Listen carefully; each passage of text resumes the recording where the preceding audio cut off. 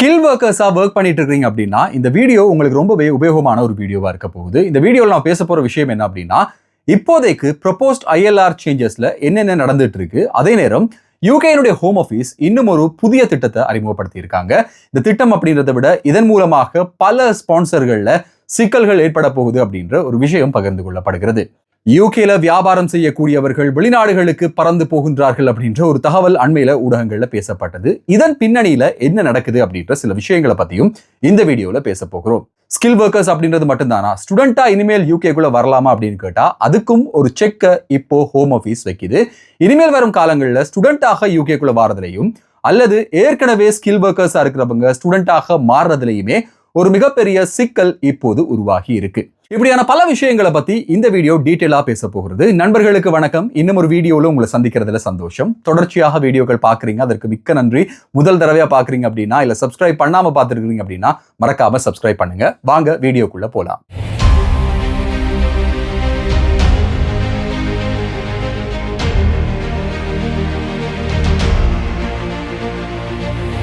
யூகேல settle status எடுக்கிறதுக்கான காலப்பகுதி ஆட்டோமேட்டிக் செட்டில்மெண்ட் அப்படின்ற 5 ஆண்டுகள்ல இருந்து 10 ஆண்டுகளாக அதிகரிக்கப்பட போகிறது அப்படின்ற அறிவிப்பு உங்க எல்லாருக்குமே தெரிஞ்ச ஒரு விஷயம். இதற்கு பின்னணியில இன்னும் பல விஷயங்கள் நடந்துட்டு இருக்கு. அதனுடைய ஒரு முக்கியமான விடயம் என்ன அப்படின்னா, ஸ்பான்சர்ஷிப் லைசன்ஸ் இருக்கக்கூடிய கம்பெனிகள் அனைத்துமே இப்போது ஹோம் ஆஃபீஸினால் குறிவைக்கப்படுகிறது.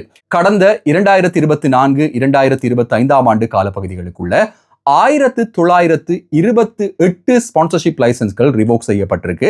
லைசன்ஸ்கள் எல்லாம் எதனால ரிவோக் செய்யப்பட்டிருக்கு அப்படின்ற விஷயத்தை பத்தி இந்த வீடியோல பேச போகிறோம். அதற்கு மேல இன்னும் ஒரு தகவல் வெளியிடப்படுது. என்ன அப்படின்னா, இனிமேல் ஸ்பான்சர்ஷிப் லைசன்ஸ்கள்ல கம்ப்ளையன்ஸ் இல்லாமல் பிடிபடுவார்களாக இருந்தா அந்த கம்பெனிகளுக்கான கூலிங் ஆஃப் பீரியட் நீக்கப்படுகிறது அப்படின்ற ஒரு தகவலை ஹோம் ஆஃபீஸ் வழங்குகிறது.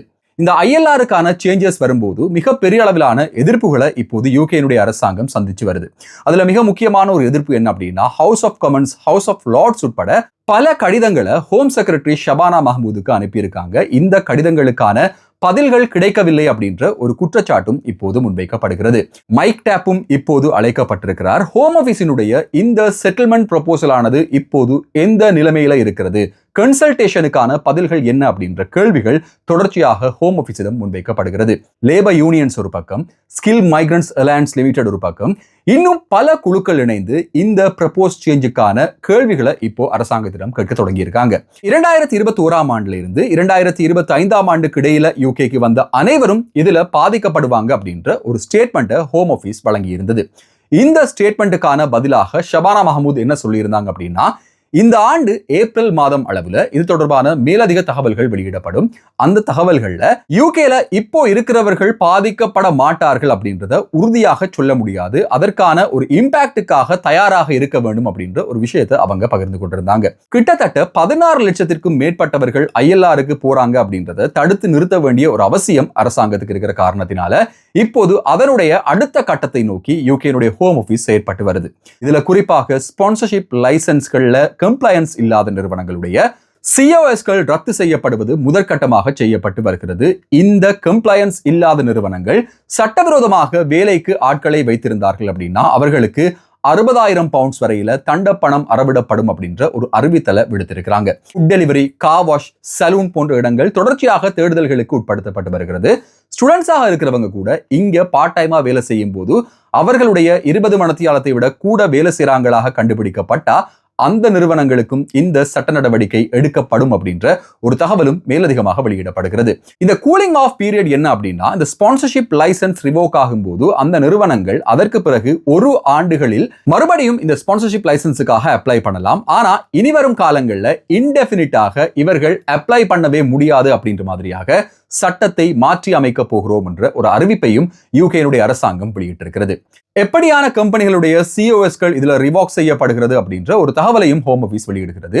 Sponsorship compliance, right to work information, சரியான முறையில சம்பளம் கொடுக்காத நிறுவனங்கள், COSல இருக்கக்கூடிய சம்பளத்தை விட குறைவாக கொடுப்பவர்கள் அல்லது கையில காசு கொடுக்கிறது, கேஷ் இன் ஹேண்ட் மூலமாக பணம் கொடுக்கும் நிறுவனங்கள் இப்போது குறிவைக்கப்படுவதாக சொல்லப்படுகிறது. இங்க ஒரு கடையிலேயோ இல்ல ஒரு நிறுவனத்திலேயோ ஸ்பான்சர்ஷிப்புக்கு ஒர்க் பண்ணிட்டு இருக்கீங்க அப்படின்னா இதுல ரொம்பவே அவதானமாக இருக்க வேண்டிய ஒரு அவசியம் இருக்கு. கையில காசு வாங்காதீங்க. பே ஸ்லிப் மூலமாக, பேங்க் அக்கவுண்ட் மூலமாக உங்களுடைய சம்பளம் இல்லாத போது அது ஒரு கம்ப்ளையன்ஸ் பிரீச்சாக கருதப்படும். அப்படியான சந்தர்ப்பங்கள்ல முதல்ல ஒரு வார்னிங் வழங்கப்பட்டு 6 மாதங்களுக்குள்ள அதை சரிவர திருத்தி அமைக்காவிட்டா உடனடியாக அவர்களுடைய COS கேன்சல் ஆகும். COS கேன்சல் ஆகும் போது இங்க இருக்கக்கூடிய ஸ்கில் ஒர்க்கர்ஸுக்கும் அவங்களுடைய டிபெண்டன்ஸுக்கும் வெறும் 60 நாட்கள் மாத்திரம்தான் கர்டெயில்மென்ட் பீரியட் வழங்கப்படும் அப்படின்ற ஒரு எச்சரிக்கையும் இப்போது விடுக்கப்பட்டிருக்கிறது. லண்டன்ல ஒரு கடையில ஒரு ஸ்டூடெண்ட்டுக்கு 20 மணித்தியாலத்திற்கும் மேல வேலை கொடுத்திருந்தாங்க அப்படின்ற காரணத்துக்காக 60,000 பவுண்ட்ஸ் வரையில தண்டப்பணம் அறவிடப்பட்டிருக்கு. இந்த குறிப்பிட்ட கடையை பொறுத்தவரையில இதுல தேடுதல் நடவடிக்கைகள் மேற்கொண்ட போது அந்த 20 மணித்தியாலங்களுக்குள்ளதான் நான் வேலை செய்யறேன் அப்படின்ற ஒரு விஷயத்தை அந்த ஸ்டூடெண்ட் சொல்லியிருக்கார்.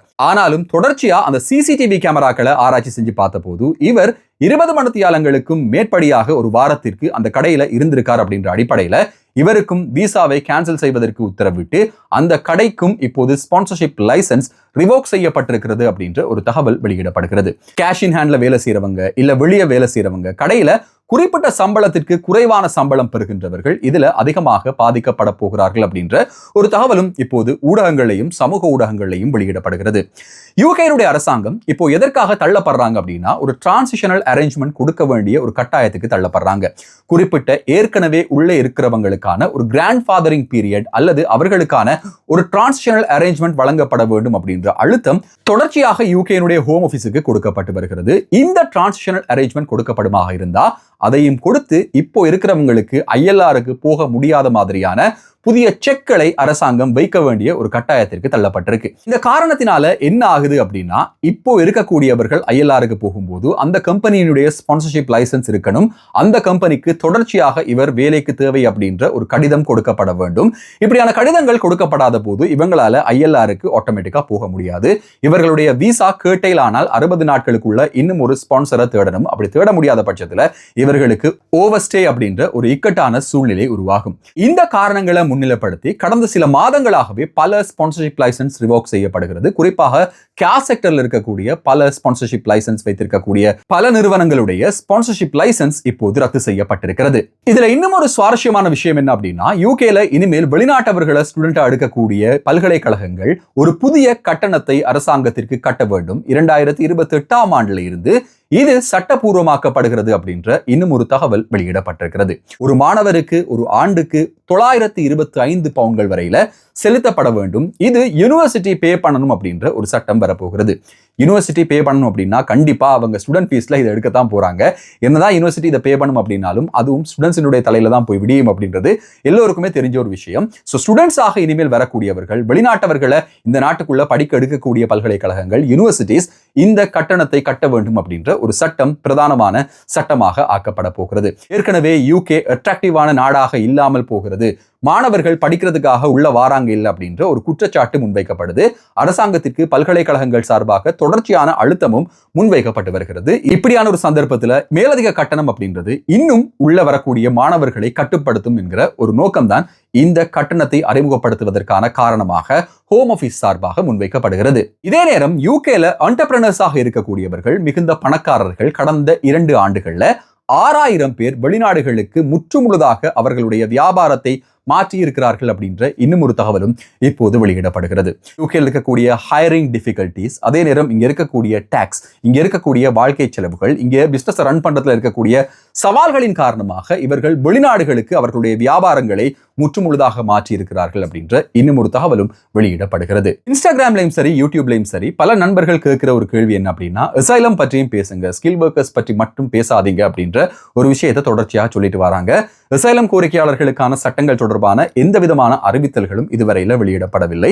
சோ அசைலம் சீக்கர்ஸுக்கு சார்பான அல்லது அவர்களுக்கு எதிரான தகவல்கள் எதுவும் இல்லை அப்படின்ற ஒரு காரணம் ஒரு பக்கம் இருக்க, இன்னும் ஒரு காரணம் என்ன அப்படின்னா அசைலம் சீக்கர்ஸோட ஒப்பிடும்போது ஸ்கில் ஒர்க்கர்ஸினுடைய இப்போது நிலைமை ரொம்பவே பரிதாபகரமான ஒரு விஷயம். இது பலருக்கும் தெரியாது, யூகேல இருக்கக்கூடிய உள்நாட்டவர்களுக்கும் தெரியாது, இங்க செட்டில் ஆகியிருக்கக்கூடியவங்களுக்கும் அந்த ஒரு சிக்கல் தெரியாது. ஒரு 4-5 வருஷங்களாக இந்த நாட்டில் பில் பண்ணி இருக்கிற ஒரு வாழ்க்கை ஸ்பான்சர்ஷிப் ரிவோக் ஆனாலோ அல்லது வேலை போனாலோ அல்லது 10 வருடங்கள் ஆகினாலோ ஒரு ஸ்கில் ஒர்க்கருக்கு வெறும் 60 நாட்களுக்குள்ள அவர்களுடைய வாழ்க்கையில் எடுத்த அத்தனை முடிவுகளும் மாற்றப்படும் அப்படின்ற ஒரு இக்கட்டான சூழ்நிலை இதுல இருக்கு. அசைலம் சீக்கர்ஸை பொறுத்தவரையில அவர்களுடைய அசைலம் கேஸ் பெண்டிங்ல இருக்கும் வரைக்கும் அவங்க லீகலா தான் யூகேல இருக்காங்க. அவங்களுக்கு எந்த இடத்துலையும் ஓவர் ஸ்டே ஆக போறது கிடையாது. அவர்களுக்கு வேலைக்கான ரைட் டு ஒர்க் கொடுக்கப்படும். அப்படி ரைட் டு ஒர்க் கொடுக்கல அப்படின்னா கூட அரசாங்கத்தினுடைய வீடு அல்ல அரசாங்கத்தினுடைய பணம் அவர்களுக்கு கொடுக்கப்படும். It's a matter of time. அவங்கள பொறுத்தவரையில அவங்களுக்கான அசைலம் கிடைச்சு அவங்களுக்கு பாஸ்போர்ட் கிடைச்சு சொந்த நாட்டுக்கு அவங்க போக முடியுமா இல்லையா அப்படின்ற ஒரே ஒரு சிக்கல் தான் அவங்களுக்கு இருக்கு. ஆனா ஸ்கில் ஒர்க்கர்ஸை பொறுத்தவரையில அது அப்படி கிடையாது. அவங்க உள்ள இருக்கிறது, அவங்க சம்பாதிக்கணும், அவங்க வேலை செய்யணும், இவ்வளவு ப்ரெஷரோடையும் சேர்ந்து அவங்க டாக்ஸ் பே பண்ணணும். அதே நேரம் இதுக்கிடையில கம்பெனியுடைய ஸ்பான்சர்ஷிப் பற்றியும் பார்த்துக்கணும், அவங்களுடைய விசாக்கள் பற்றியும் பார்த்துக்கணும். இப்படியான பல ப்ரெஷருக்கு மத்தியில இந்த ஸ்கில் ஒர்க்கர்ஸ் இருக்கிறதுனால அவர்களுக்கு ஏதாவது தகவல் வரும்போது அந்த தகவல்களை பகிர்ந்து கொள்றது, இல்ல அவங்களுக்கு தேவையான விஷயங்களை பகிர்ந்து கொள்றது அப்படின்றத ஒரு முதன்மையான விஷயமாக நான் பார்க்கிறது வளமையா இருக்கு. ஆனா அசைலம் சீக்கர்ஸுக்கான செய்திகள் வரும்போது, அவர்களுக்கு தேவையான தகவல்கள் வரும்போது கண்டிப்பாக அதை இந்த சேனல்ல நீங்க எதிர்பார்க்கலாம்.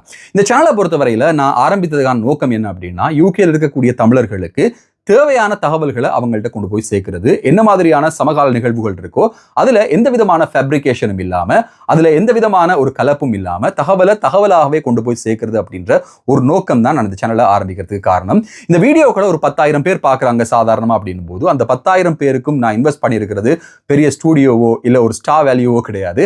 தகவல் அப்படின்றதுடைய ஆத்தென்டிசிட்டி, அதனுடைய நம்பகத்தன்மை மட்டும்தான். அந்த நம்பகத்தன்மைக்கு எந்த விதமான ஒரு களங்கமும் வராம தொடர்ச்சியாக உங்களுக்கு தேவையான தகவல்கள், செய்திகள் இந்த சேனல்ல வரும்.